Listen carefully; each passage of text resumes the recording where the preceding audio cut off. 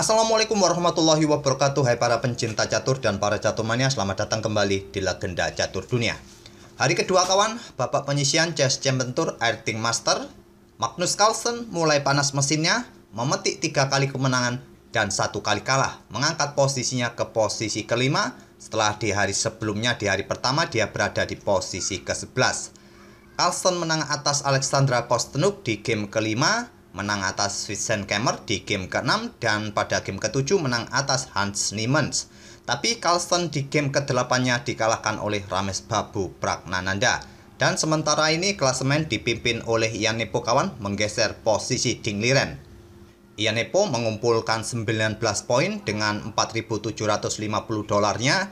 Di tempat kedua ada Ding Liren, di tempat ketiga ada Erik Hansen, tempat keempat ada Andrei Shevchenko, barulah di tempat kelima ada Magnus Carlsen dengan 13 poin dan dolarnya sudah mendapatkan 3.250 dolar. Dan pagi ini kita akan coba ulas game Magnus Carlsen lagi kawan, yaitu pada game ke-8-nya berhadapan dengan Ramesh Babu Pragnananda. Ramesh Babu Pragnananda sampai game ke-8-nya hanya mampu memetik 2 kali kemenangan, 2 kali remis, dan sisanya 4 kali kalah, dan menempatkan posisinya pada posisi ke-12 dengan poin 8 dan sudah mempunyai 2.000 dolar. Langsung saja kita ke permainan kawan. Carlsen pegang putih mengawali dengan pion D4, kuda F6, pion C4, pion E6, dan kuda F3. Carlsen bermain dengan anti Nimzo Indian. Maksud dari anti Nimzo Indian ini adalah putih menghindari permainan Nimzo Indian. Saat memainkan pion D4 dibalas dengan pion E6, pion C4.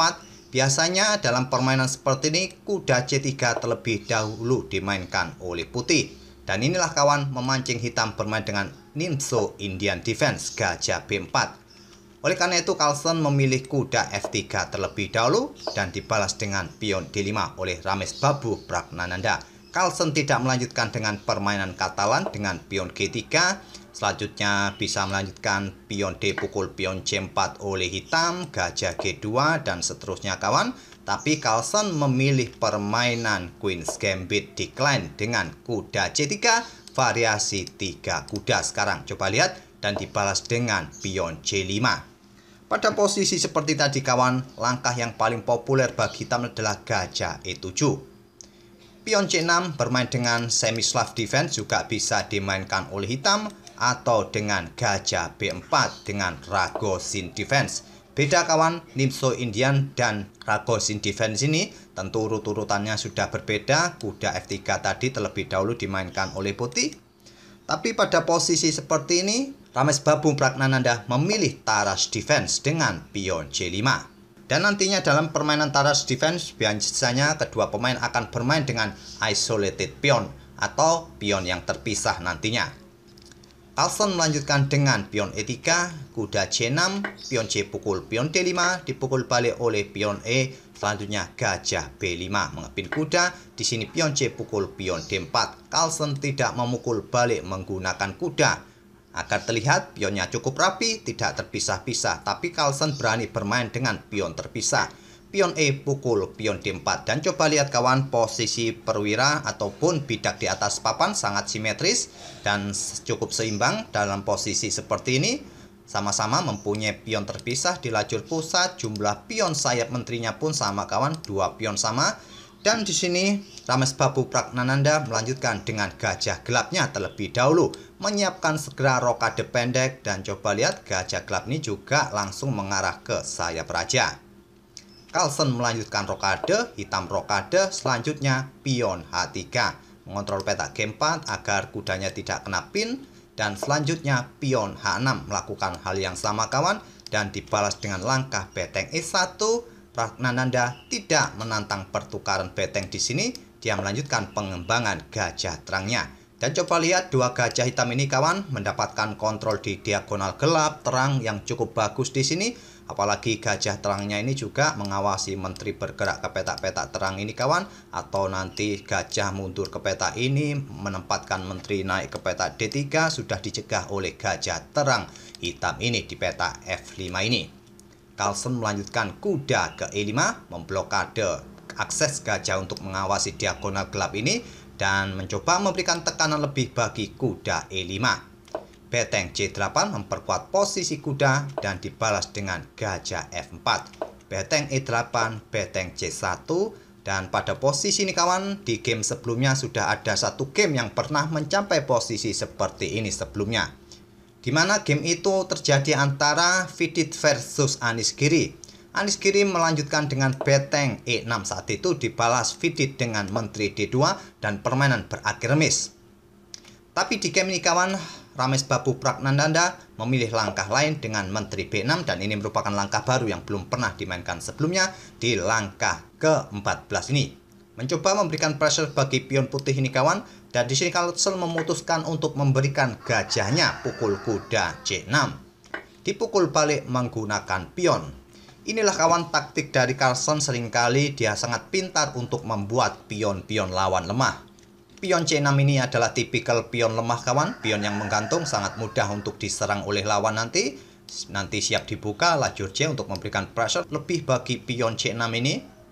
Dan di sini kuda ke-4 lanjut Carlsen tentu saja memberikan pressure bagi pion ini dengan dukungan kuda. Menteri bergeser ke A6, dan di sini beteng naik ke E3 oleh Carlsen. Apakah ditumpuk, apakah bergeser ke sayap raja, bisa jadi opsi di langkah berikutnya. Kuda hitam ke E4 untuk menutup akses bagi beteng untuk membackup kudanya. Nanti kemungkinan bisa saja pion ini juga dimainkan oleh hitam untuk segera mengusir kuda putih yang cukup mengganggu di sini kawan. Di sini dibalas dengan pion F3. Langkah pion F3 ini terlihat langkah yang cukup rasional kawan untuk segera mengusir kuda yang posisinya cukup sentral seperti ini. Tapi dengan memainkan pion F3 juga memblokade akses beteng untuk bergeser ke sayap raja jika dibutuhkan. Atau juga memberikan kesempatan bagi kuda untuk memberikan tekanan bagi pion H3 jika memungkinkan salah satu perwira hitam nanti akan melakukan pengorbanan pukul pion H3. Inilah yang dilakukan oleh Pragnananda, kuda G5 dan beteng C3. Tentu saja mengincar pion ini kawan dengan dukungan kuda, tapi terlebih dahulu gajah nanti harus menghindar agar tidak terkena serangan X-ray dari gajah hitam ini. Di sini Pragnananda membalas dengan langkah menteri B7, dan di sini gajah H2 berkoneksi dengan rajanya kawan agar bila kuda ini beraksi nanti pukul pion ini tak ada masalah bagi gajahnya. Kuda E6 lanjut Pragnananda, di sini kuda pukul pion C6 lanjut Carlsen.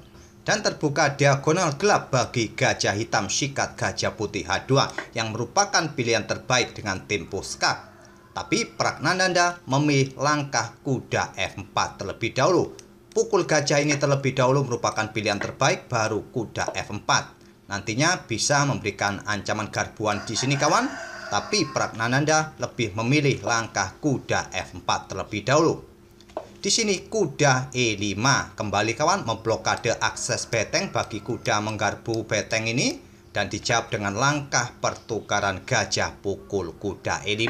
Dipukul balik oleh pion, tidak akan berani pukul pion ini kembali karena posisi kudanya dalam ancaman. Dijawab dengan kuda ke D3 mengancam beteng dan juga ingin merebut pion putih ini kembali. Tapi terlebih dahulu didahului Carlsen pertukaran beteng seperti ini. Hitam sudah tidak mempunyai kesempatan pukul pion putih lagi. Di sini gajah G3 oleh Carlsen keluar kawan agar mendapatkan diagonal yang bagus, nanti bisa aktif ke petak-petak ini. Dibalas pion D4 untuk mengontrol petak-petak gelap ini tidak memungkinkan bagi kuda putih bergerak ke petak J3.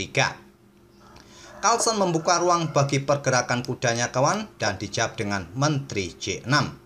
Walaupun terlihat Carlsen unggul satu pion sampai langkah ke-27 ini, tapi pada posisi seperti ini juga sangat sulit bagi Carlsen untuk mengembangkan permainan kawan. Posisi kuda bagus untuk mengontrol petak-petak ini, mendapatkan dukungan dari gajahnya. Serta lajur C yang satu-satunya menjadi lajur yang terbuka sudah dikuasai oleh menteri hitam. Carlsen harus bisa berbuat sesuatu untuk melanjutkan progresnya. Di sini menteri D2 oleh Carlsen, raja hitam ke H7 menghindari ancaman di baris belakang kawan, dan selanjutnya raja putih H2 melakukan hal yang sama untuk menghindari pertukaran menteri di sini, dan dijawab dengan gajah G6 berkoneksi dengan pionnya berkoneksi juga dengan rajanya, posisi yang sangat bagus, posisi yang sangat defensif. Menteri A5 lanjut Carlsen mengincar pion, tidak dipertahankan oleh Pragnananda, membiarkan pionnya disikat oleh Menteri Putih, lebih memilih untuk posisional kawan, mendapatkan posisi untuk lebih mendekati Raja Putih. Carlsen ambil pion A7 dan Menteri E3. Selain untuk membackup pionnya kawan, juga sudah mulai mendekati posisi Raja Putih, dan di sini Carlsen membuat langkah kesalahan kawan karena merasa posisi kudanya tidak terlalu bagus di sini. Dia mencoba berimprovisasi dengan kuda C3. Kalian tidak bisa begitu saja kawan pukul kuda ini menggunakan pion karena menteri kalian akan tewas. Walaupun kalian berpikir akan mempromosikan lagi pion ini, tidak bisa begitu kawan. Karena putih akan melanjutkan pertukaran menteri, dan dengan dukungan gajahnya seperti ini, pion ini tidak bisa lagi promosi. Tentu jika kalian sikat kuda ini masih bisa dipukul balik oleh menteri. Kalaupun kalian mempromosikan pion ini, entah mau jadi apa, mau beteng, kuda, gajah, terserah kalian, akan disikat oleh menteri putih, dipukul balik oleh kuda hitam, dipukul balik oleh gajah putih. Ingat, kalian sudah kalah banyak pion di sini. Jadi pada posisi ini, kuda ini adalah kuda beracun, tidak mudah dipukul oleh pion hitam. Langkah terbaik pada posisi ini adalah kuda F4 bagi hitam. Pada posisi seperti ini tadi kawan, putih bisa bermain dengan langkah menteri ke peta A5 untuk menjaga peta-peta ini kawan dari kemungkinan manuver kuda atau yang lain. Sekaligus juga menjaga pion ini kawan, karena pion ini juga cukup rapuh. Jika memungkinkan, jika hitam ingin bermain remis, nanti bisa pukul pion ini dengan kuda kawan, dan kemungkinan nanti akan permainan berakhir remis jika dipukul balik menggunakan gajah. Oleh karena itulah langkah menteri ke peta A5 ini cukup efektif untuk membendung pergerakan kuda yang ingin sikat pion ini. Tapi Carlsen memilih langkah kuda C3 dimanfaatkan Pragnananda kuda F4. Memblokade akses gajah untuk melindungi pionnya, sekaligus berniat ingin bermanuver kawan nanti ke peta ini, dan tentu saja ancamannya adalah ancaman skakmat. Dan di langkah berikutnya, menteri juga siap pukul kuda ini kawan. Di sini Carlsen melanjutkan dengan langkah kuda ke D1. Jika sekarang kalian pukul kuda ini, kuda yang mengganggu, maka menteri akan pukul balik dengan tempo skak dan nanti memaksa raja bergeser ke peta-peta ini kawan. Diikuti langkah menteri, bisa skak di sini mendapatkan kuda atau skak di sini mendapatkan kuda juga. Oleh karena itu Carlsen tidak berani pukul kuda ini karena kudanya juga nanti akan tewas. Carlsen melangkah kuda D1 mengancam menteri, menteri menghindar. Dan di sini coba lihat tetap mempertahankan posisi pion dan mungkin diikuti nanti dengan langkah kuda ke peta ini, pukul kuda dan siap menuju ke peta G1 skakmat.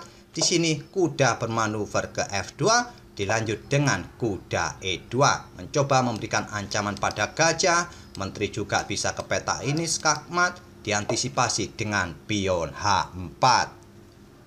Pada posisi ini Stockfish menyarankan kuda ke peta G4 kawan untuk mengantisipasi ancaman menteri yang bisa bergerak ke peta ini skakmat, yaitu di langkah berikutnya untuk memberikan kesempatan bagi gajah untuk mengontrol peta ini. Tapi masalahnya adalah pion H5 kawan yang bisa dimainkan oleh hitam, dan putih harus merelakan kudanya ini. Kalaupun balik, menteri akan menuju ke peta atau baris pertama dan memberikan ancaman skakmat. Carlsen memilih mengantisipasinya dengan pion H4 dan Pragnananda memilih menteri E1 memberikan ancaman skak di sini. Di sini menteri ke D7, lanjut Carlsen mengincar pion hitam ini kawan, dan mungkin juga mengawasi peta-peta terang ini di langkah berikutnya atau memberikan dukungan bagi pionnya beradu dengan pion hitam untuk membuka diagonal gelap bagi aktivitas gajahnya. Pragnananda melanjutkan pertukaran kuda pukul gajah. Di sini Carlsen memilih pukul pion D4. Tidak berani pukul kuda ini kawan. Kenapa? Karena menteri bisa pukul pion E5 skak. Jika raja bergeser ke peta-peta terang ini kawan, ancamannya adalah ancaman serangan tusuk sate atau garbuan. Jika skak ini ditutup oleh pion F4, menteri bisa ke sini dan kuda ini juga akan tewas dan pionnya juga aman, dan di langkah berikutnya bisa promosi. Jadi pada posisi seperti ini setelah kuda pukul gajah, Carlsen memilih ambil pion D4. Carlsen menang beberapa pion kawan, 3 pion, tapi dia kalah 1 perwira. Dan posisi Menteri Carlsen sedang menjaga kuda dari ancaman Menteri Hitam. Praggnanandha melanjutkan serangannya dengan kuda F1 skak. Raja ke-3, kuda ke-E3 memutus koneksi. Menteri B2 tetap menjaga kudanya dan gajah C2 kembali memutus koneksi. Pada posisi seperti ini, Magnus Carlsen menyerah. Secara hitung-hitungan kawan, 9 langkah lagi Raja Putih akan kena skakmat. Dan langkah yang logis menurut Stockfish jika Putih ingin melanjutkan langkahnya dengan Menteri D4 atau sikat gajah ini dengan tempo skak. Ataupun jika kalian ingin melangkah dengan langkah, anggap saja kuda ini kawan lompat ke peta E4 untuk menghindari serangan Menteri Hitam, maka tidak ada yang menjaga peta H1 kawan. Menteri bisa bergerak ke peta ini skak, raja bergeser, dan pion ini bisa disikat karena mendapatkan dukungan kuda. Raja bergeser, kuda ke peta D5 skak. Di sini kalian hanya bergeser ke peta F5. Kalian bisa skakmat dengan pion, dengan menteri, atau menteri pukul pion F3 pun bisa skakmat. Itulah kawan salah satu variasi yang bisa terjadi pada posisi seperti ini apabila permainan tetap dilanjutkan dengan langkah kuda ke peta E4. Dan jika kalian ingin melanjutkan dengan variasi yang lain, silakan saja kawan, silakan kalian otak-atik. Langkah terbaik harusnya menteri ke peta D4 agar permainan agak lama sedikit, atau menteri pukul gajah ini menurut Stockfish. Itulah kawan kekalahan Magnus Carlsen di hari kedua oleh Ramesh Babu Praggnanandha. Dan banyak sekali game-game yang menarik di hari kedua ini kawan. Mungkin nanti sore saya akan melanjutkan lagi satu game dari anak muda lainnya, yaitu Vincent Kemmer melawan Anish Giri. Oke, kita akan bertemu di video-video berikutnya. Terima kasih. Wassalamualaikum warahmatullahi wabarakatuh.